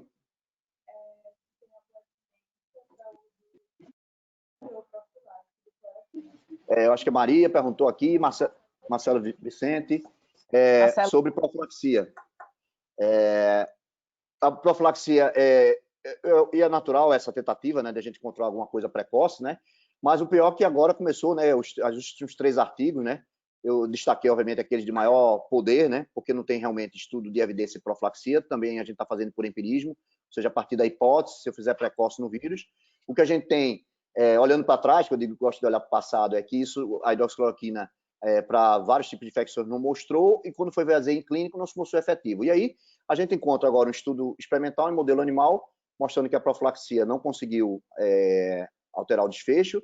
A gente tem um estudo já em humanos, né, aquele publicado no New England, utilizando em paciente com alta exposição, que era alta exposição, paciente com COVID confirmado, o paciente teve contato sem máscara, tem a descrição lá no estudo, e o risco alto, e de fato os pacientes, né, desenvolveram, né, ali 60 pacientes de um grupo, 60, não me lembro o número agora do outro, e mostrou que não era efetivo, né? E aí, quando você vai ver de novo as revisões sistemáticas, né, que aquele foi da Sociedade de Clínicos dos Estados Unidos, não tem evidência nenhuma que justifique, ou seja, a gente volta de novo ao empirismo, ou seja, parece que as evidências são extremamente robustas, mostrando que não funcionou em relação a melhor efetividade, existe efeito adverso, existe risco, ou seja, pouca afinidade, maior risco, e aí a gente vai recuando, né? Vamos tentar agora ver se na profilaxia, fazendo antes mesmo da exposição, se o paciente tomando por um período, e aí tem vários métodos, é como o Lilian disse, o modelo 1 faz uma dose, faz com 30 dias, tem todos os tipos de prescrições diferentes para prevenir uma eventual infecção, ou seja, aí a gente volta novamente para o empirismo, né? E essa fase a gente entende, né? Existe a fase da pré-ciência, da fase da ciência, né? Gisélia fez uma apresentação muito interessante, que ela fazia essa discussão das etapas da ciência. O que a gente tem que ter cuidado é não induzir risco, mas, de fato, esse é um grande desafio. Mas, do ponto de vista de profilaxia, aí é que a gente não tem evidência, né? Porque a gente tinha lá o estudo de Goutreau, que falava, né, depois mostrou que tinha fragilidades, a gente mostrava aquele estudo lá, mas para profilaxia é menos efetivo ainda, e o que tem saído, né, de forma mais robusta é que não funciona. Então, volta novamente a questão para a profilaxia também não tem nenhum benefício, e os riscos continuam, né? Ô, Carlos, Álvaro Moreira profilaxia vai aumentar mais ainda a prescrição, né? Só lembrando, né? Se eu falei que milhões de prescrições e a gente ia passar a ver efeitos colaterais que a gente achava pouco frequente, agora, se a gente pensa em fazer profilaxia, a gente está falando de milhões de pessoas que estão expostas, né? Só doentes são 9 milhões. Então, se a gente pensar que além daqueles milhões que a gente achava que devia fazer no paciente que começou sintomas, agora a gente vai fazer em outros milhões ao quadrado para profilaxia, para prevenir uma população de 200 milhões de habitantes, aí a gente está num caminho preocupante. Ô, Carlos, o Álvaro faz um comentário aqui, deixa eu dar uma lidinha. Apesar do distanciamento que a ciência se coloca em relação a posições políticas nessa pandemia, vimos em alguns países, como nos Estados Unidos, uma grande influência até nas condutas médicas e de instituições como o próprio FDA admitiu. Gostaria de ouvir a sua opinião sobre que lição podemos tirar desses eventos e como a ciência pode mudar seus posicionamentos futuramente a partir dessas experiências. Muito interessante. Eu tenho Felipe até comentava hoje comigo sobre aquela da história da medicina, né? Interessante que a história se repete, né? Álvaro, tem uma aula minha que está lá, posta lá, Maria Parmeira, que é a executiva, deve com certeza postular, que foi uma das primeiras as aulas intermediárias. Eu fiz um comparativo lá com a gripe espanhola, E é interessante, algumas pessoas aqui viram as descrições da gripe espanhola. Inclusive, eu fiz alguns recortes interessantes, recortes das palavras-chave do medo, da discussão de medicamentos daquela época, que gerou uma grande controvérsia, da questão política. É interessante. Se tiver oportunidade, eu posso até depois a gente botar lá no site, foi uma das aulas que eu dei, e aí que eu faço a descrição, ou seja, a história se repete, exatamente o que aconteceu. Ela voltou a se repetir, inclusive com as questões políticas, porque esse artigo é um artigo muito interessante de uma colega do Rio de Janeiro, que ela faz um artigo belíssimo, que ela faz uma descrição, parece que a gente está vivendo essa pandemia de agora, com todas essas características que você falou, Álvaro. Então é muito interessante. E claro que isso tem uma explicação, o medo, né? Então a gente achar que a gente, como profissional médico, a gente não tem tá distante dessas coisas, claro que não. E a gente tem uma preocupação, né? Preocupação com nossos pacientes. Então é mais do que louvável, por exemplo, a gente ter essa preocupação de tentar buscar alternativa. Mas eu acho que de certa forma misturou, né? Que esses posicionamentos e aí mistura a questão da razão com a emoção, né? E aí tem a questão dos conflitos, e isso tumultua, né? É um aprendizado que quem vivenciou epidemias, claro, às vezes em menor proporção, eu tive a oportunidade de participar de algumas, eu digo o seguinte, ninguém participou de uma pandemia, mas alguns participaram de uma epidemia que eles se sentiam uma verdadeira catástrofe. Eu digo isso muito quando eu vivenciei cólera. Pernambuco foi o epicentro da cólera, né? Então você tem uma enfermaria. Aquilo, obviamente, eu não teria a imaturidade da época, com 10 leitos de enfermaria, cada um com 5 pacientes de cólera, o único médico responsável, e você tem, naquela época, você podia fazer tudo, né? Pegava via central. Então, aquilo para mim foi um inferno, né? E paciente morrendo e tal. E o medo, na verdade, gera incerteza e a possibilidade de você buscar alternativa, né? Aquela epidemia que venceu de Zika, com aquela história daquele temor, da microcefalia. O que eu digo é o seguinte, é difícil, e todas elas, eu digo a você, teve alguma contaminação de questões políticas, emocionais, pessoais, abstraído da razão. Então, isso infelizmente, a percepção que eu tenho é inevitável, mas eu concordo com o que o Álvaro diz. A gente precisa aprender com a história, né? A gente precisa aprender dessa vivência, ou seja, talvez deixar isso escrito, isso detalhado, alguém fazer um inventário, né, detalhado, né, do que aconteceu, para que outras pessoas nas próximas epidemias possam enfrentar com maior tranquilidade, inclusive nas ações, né, nas tomadas de decisão, porque não é fácil, né? Então, acho que esse é um caminho de aprendizado interessante, que pode ser discutido, né? Felipe até propôs hoje de manhã, discutindo, de a gente fazer um paralelo, uma outra reunião, obviamente precisa encontrar um candidato para fazer isso, de a gente fazer um paralelo com situações estressantes como essa que a gente está vivendo, ver na história da medicina outras situações como essa e como tudo aconteceu. Eu acho que ela teria se repetir baseado nesses modelos que eu falei, e na febre amarela é muito interessante. Então, concordo com a Álvaro, a gente tem que aprender com essa epidemia. O ideal era que tivesse uma descritiva, alguém pudesse escrever isso com detalhe, como um inventário, não, como é que chama? Um diário do que aconteceu da história, porque isso passa. Até os bastidores deixam de ser escritos, né? Eu vivenciei isso na Zika e vai se passar na história.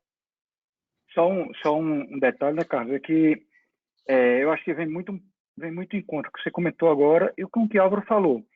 Na realidade, talvez, se a gente abstrair um pouquinho todo esse contexto da hidroxicloroquina, pular isso, passar essa página, talvez a gente fique com a reflexão, de fato, de como cada um toma uma decisão médica, no caso. A gente acha que, no fundo, as nossas decisões médicas, mesmo fora de um período de pandemia, elas são decisões essencialmente técnicas, mas é exatamente por serem tomadas por pessoas, elas são decisões emocionais.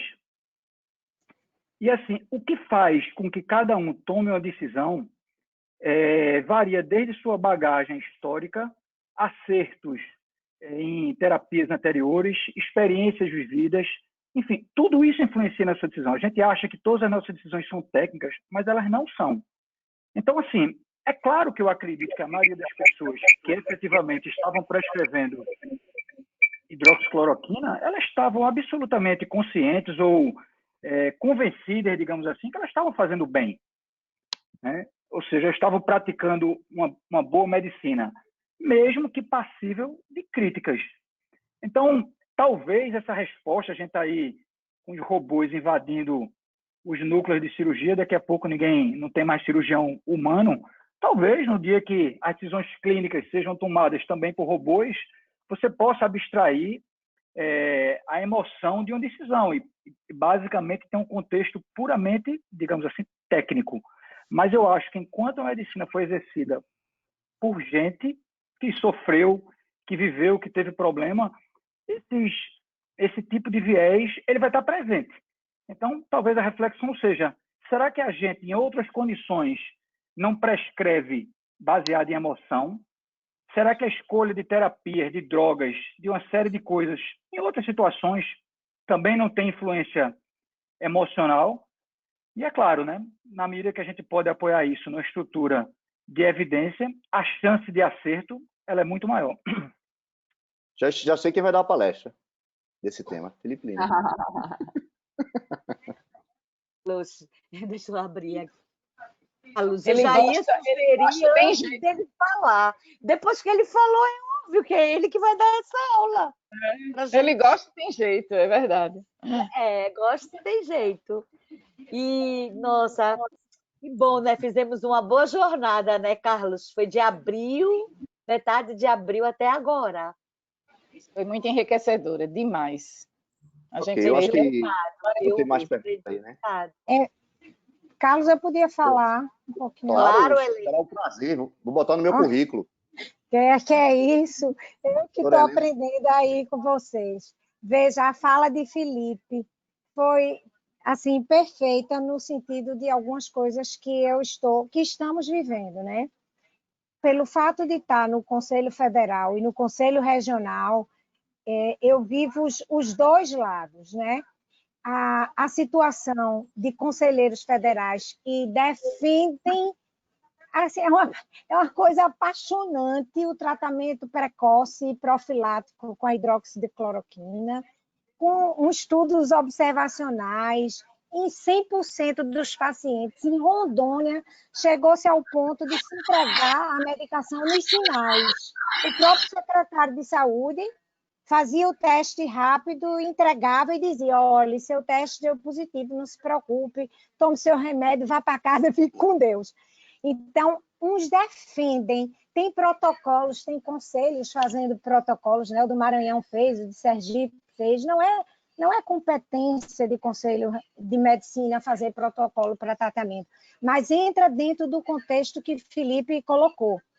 Existe o viés da emoção, existe o viés político, existe a dificuldade de interpretar os trabalhos, como o professor aí já colocou, e tem a paciência, porque Carlos tem a paciência de passar um por um, porque já vivemos isso nas reuniões das câmaras técnicas.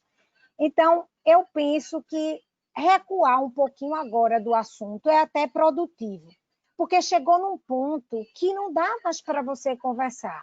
Hoje eu ouvi um colega médico dizer exatamente isso, que está usando hidroxicloroquina há 60 dias de forma profilática e é um conselheiro. E está fazendo ivermectina a cada 30 dias. E eles usam o tratamento precoce, eles não estão fazendo nem o diagnóstico, não estão nem testando. Chegou com qualquer sintoma, pensou-se em Covid, começa o tratamento. Realmente, a mortalidade no Amapá está muito pequena, mas é um estado mínimo, né? Muito pequeno. Então, não sei se você botar na estatística, porque eu tentei baixar até agora no Ministério da Saúde e não consegui tudo.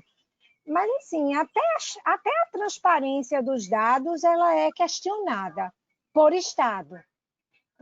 Aqui em Pernambuco, aqui se testa todo óbito por síndrome respiratória aguda grave. Tem estado que não. Então, a mortalidade pode ser muito mais alta em um, dependendo da vigilância em saúde, do que em outro.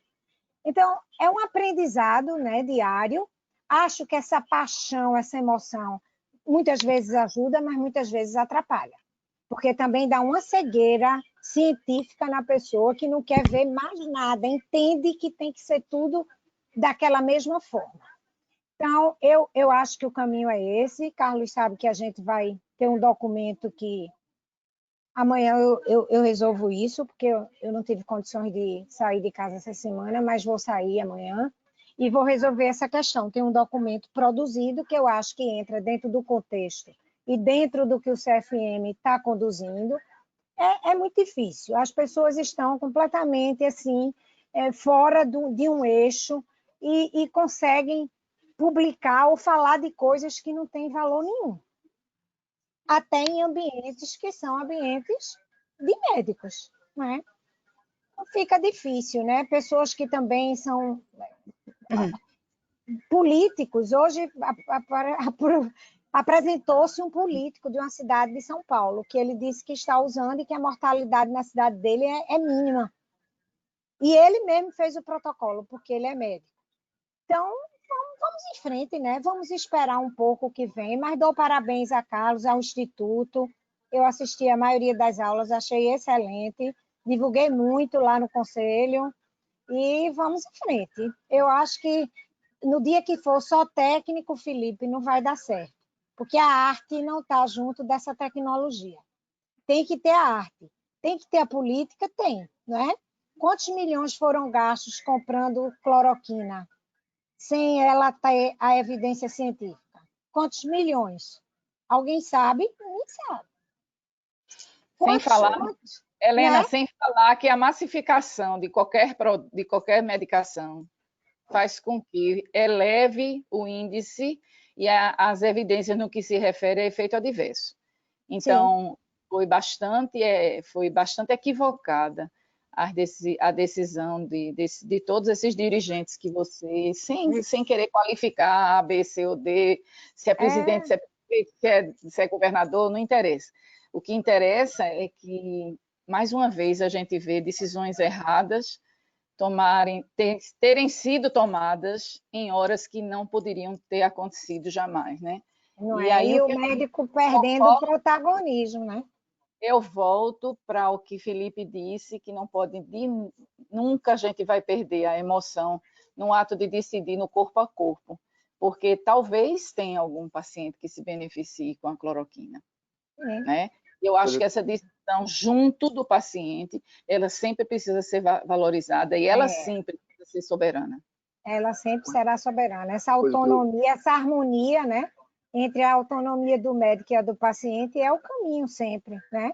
De caso a caso. Mas fica difícil, hoje fica difícil essa avaliação. Não há tempo, mas é isso. Uma coisa que eu tenho dito é o seguinte, que quando dou as aulas para o estudante, eu digo o seguinte, que essa medicina baseada em evidência, ele não veio para tirar o glamour da arte de exercer a medicina, né? Dessa proximidade do paciente, do rapport, do acolhimento, não. É o outro extremo também, as pessoas dizem, não, isso tem frieza, e eu concordo com o Felipe, é um somatório das duas coisas. A arte de exercer a medicina, essa relação médico-paciente, ela continua. A medicina baseada em evidência, ela vem para empoderar, para que você seja mais efetivo na decisão de ajudar seu paciente, né? Obviamente, uma decisão compartilhada, né? Como sempre. Então, acho que o caminho é por aí. Agora, buscar, como o Felipe disse, esse equilíbrio. E numa situação como essa, como o Felipe diz, a gente tem que dar um desconto. Ô Carlos, e quando começou quando começou a parte da evidência, como que a arte foi deixada de lado, viu? Porque as pessoas, durante uma época, eles tudo tinha que ser baseado em evidência. A arte ficou meio que esquecida um pouco. Ainda bem que ela foi resgatada, porque você precisa da evidência, mas você também precisa da arte para poder juntar as duas coisas. Né? E você vai marcar com o Felipe a aula que ele vai dar, não é? Aí a gente divulga. Né? A gente fez uma pausa, né, Ângela, do programação. Vai dar uma pausa para ver como é que as coisas caminham aí, para a gente retomar daqui um mês, sei lá. A gente decide, eu acho que um mês pode ser uma boa. A gente busca. Mas a hora que Felipe quiser, é só dizer, né? A hora que ele quiser falar. Aline, quer perguntar alguma coisa? Oi, boa noite. Na verdade, eu ia só fazer um comentário, que eu acho que todos os reumatos podem ter tido a mesma experiência, que agora o reverso da coisa, né? Quando aparecem muitos efeitos colaterais da hidroxicloroquina, os pacientes que têm que usar ficam com medo de usar. Então, alguns pacientes telefonaram dizendo que queriam parar porque estavam vendo na televisão que morria. Enfim, a gente precisou fazer o trabalho contrário, né? de convencer e explicar para o paciente como é que essas evidências vão parar na televisão e de que forma elas vão parar, e que tem todo um contexto político envolvido nisso, né? Enfim. Isso é muito E interessante. de novo deu mais trabalho para a gente, né, Aline? E de novo deu mais trabalho para a gente. E o problema é que o argumento, eu acho que foi muito pertinente, Aline, que você colocou, porque o argumento também era até forte, né? Porque você dizer, não, olha, sua situação é diferente. O Covid, ó, ele inflama o coração, é uma doença grave, tá cheio de vírus circulante, você convencer isso, ele disse, não, mas disseram que é a mesma coisa. É a mesma droga que fez no outro, então, ou seja, o argumento da defesa do uso deixava você sem arma.